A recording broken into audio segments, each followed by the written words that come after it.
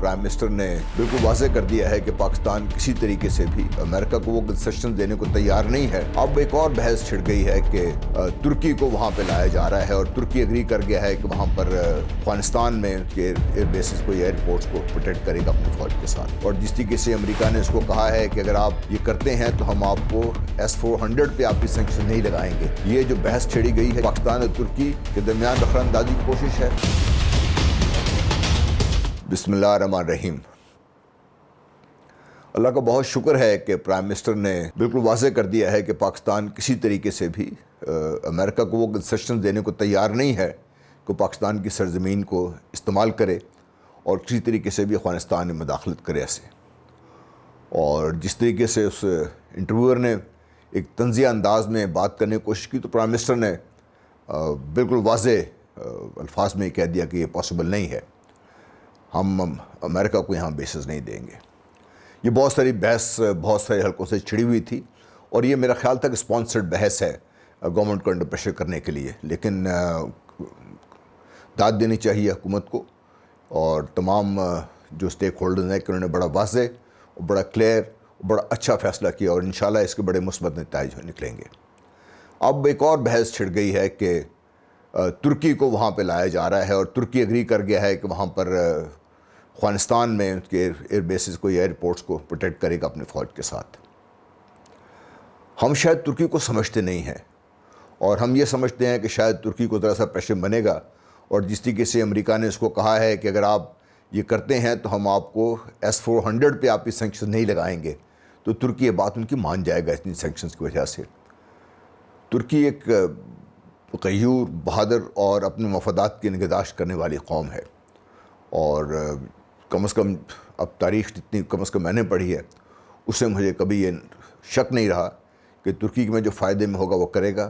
اور دوسرا یہ کہ ترکی کوئی ایسا اقدام نہیں کرے گا جس سے اس خطے میں جو بدامنی ہے وہ اور بڑھے۔ اور پھر اطلاعات آنا شروع ہو گئیں کہ ترکی تیار نہیں ہے اس طریقے سے، اور ترکی کی خواہش ہے اگر کوئی فوج تعینات ہونی ہے وہاں پر یا کسی قسم کا کوئی وہاں پہ سیٹ اپ ہونا ہے تو وہ کسی امبریلا کے تحت ہو۔ اور ایک افواہ یہ بھی گردش کر رہی ہے کہ شاید انہوں نے OIC کا نام لیا ہے، لیکن جو بھی ہوگا ترکی پاکستان کے مشورے کے ساتھ یا پاکستان کی کنسلٹیشن کے ساتھ ہی کرے گا جو بھی کرے گا۔ اور دوسرا یہ کہ ترکی اس وقت پاکستان کی ایک بہت بڑی سٹرینتھ ہے، جس طرح پاکستان ترکی کے لیے بہت بڑی سٹرینتھ ہے اس وقت، اور اگر ترکی نے یہ فیصلہ کر دیا خدا نخواستہ، اور یہ انتہائی غلط ہوگا کہ وہ آ کے یہاں بیٹھ جائے، جو طالبان بھی شاید اس کو قبول نہیں کریں گے کیونکہ وہ پہلے ہی نیٹو کو نکالنے کے یہاں پر درپے ہیں اور نیٹو کا حصہ ہونے کے لحاظ سے ترکی کو بھی وہاں سے نکلنا پڑے گا۔ لیکن اگر ترکی انڈیویجولی بحیثیت ایک علیحدہ ملک کے یہ ذمہ داری قبول کرتا ہے تو پھر ترکی اگر یہاں پہ آئے گا تو وہ نہ صرف مسلم ممالک کے لیے، خاص طور پہ پاکستان کے لیے ایک بہت بڑی کمزوری بن جائے گا، اور طیب اردگان صاحب اس بات کو بڑی اچھی طرح سمجھتے ہیں اور ہمارے پرائم منسٹر اس بات کو بڑی اچھی طرح سمجھتے ہیں، اور مجھے یہ کہنے میں کوئی عار نہیں ہے کہ دونوں حکومتیں مل کر اور بہت محتاط انداز میں لیکن بڑے واضح اور بڑے مضبوط انداز میں آگے بڑھ رہی ہیں، اور انشاءاللہ افغانستان کے بارے میں بھی اگر کوئی ایسی بات ہوگی، فیصلہ ہوگا تو پاکستان سے کنسلٹیشن ہوگی۔ پھر جو وہاں پہ مین اسٹیک ہولڈرز ہیں، افغان آرمی تو آہستہ آہستہ میلٹ ہو رہی ہے وہاں پہ، وہ تو کافی سارے ہتھیار لے کے خود جا کے طالبان کے ساتھ ملتے جا رہے ہیں، اور جو اطلاعات ہیں طالبان بڑے زور و شور سے ان کی جگاڑ جاری ہے، اور وہ ان کافی زیادہ حصے پہ قبضہ بھی کر لیا، تقریباً 80 سے زیادہ ڈسٹرکٹ پہ قبضہ کر لیا ہوا انہوں نے، وہاں کی حکومتیں میلٹ ہو گئی ہیں۔ تو اگر ترکی وہاں پہ آئے گا تو کس کی سپورٹ میں آئے گا وہاں پر؟ وہاں کی جو اسٹیک ہولڈرز ہیں کم از کم ان سے تو واضح بات کرنی پڑے گی۔ جو آج کی حکومت ہے وہ تقریباً ایک آدھ دو محل سے آگے اس کی عمل درآمد، اس کی عملداری نہیں ہے۔ تو اس لیے یہ جو بحث چھیڑی گئی ہے یہ پھر ایک تو پاکستان اور ترکی کے درمیان رخ اندازی کی کوشش ہے، تعلقات کے درمیان، اور خاص طور پہ طالبان کو بدل کرنے کی کوشش ہے، جس کے سے پہلے بھی طالبان نے بڑا واضح کہا تھا کہ ہم یہ ایکسپیکٹ نہیں کرتے کہ یہاں سے نکلنے کے بعد امریکہ کو کوئی اور ملک اس خطے میں رہنے کی اجازت دے گا۔ اسی طرح طالبان نے یہ بھی کہا ہے کہ ہمیں کسی قسم کی کوئی غیر ملکی مداخلت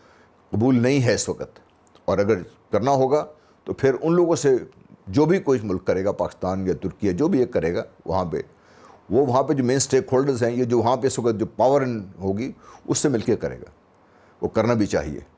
اس لیے میں بات اس لیے بار بار یہ دہرا رہا ہوں کہ خدا کے لیے سمجھیے، ترکی کسی ایسے جھگڑے میں انوالو نہیں ہو سکتا جو پاکستان کے خلاف جائے، یا جو اس خطے میں بدامنی کا باعث بنے، یا جو خود ترکی کو ایک ایسی جنگ میں پھنسا لے جہاں سے امریکہ 20 سال کے بعد شکست خوردہ ہو کر نکل رہا ہے، اور روس سوویت یونین پہلے سے نکل چکا ہے، تو اب ترکی وہاں پہ اپنے آپ کو نہیں پھنسائے گا۔ ترکی کی تاریخ اس بات کی گواہ ہے کہ وہ معاملات کو ہم سے بہت بہتر سمجھتے ہیں، کم از کم ان لوگوں سے بہت بہتر سمجھتے ہیں جو پاکستان کے اندر سے بیٹھ کے یہ کوشش میں ان لوگوں کا ساتھ دے رہے ہیں جو پاکستان کے مفادات کے خلاف بات ہو رہی ہے۔ بہت شکریہ، آپ بھی اس بات کو غور کیجیے گا۔ انشاءاللہ گاہے بگاہے آپ کی خدمت میں حاضر ہوتے رہیں گے، اور جو ہمارا اپنا ویو پوائنٹ ہے آپ کے ساتھ شیئر کرتے رہیں گے۔ بہت بہت شکریہ، اللہ حافظ۔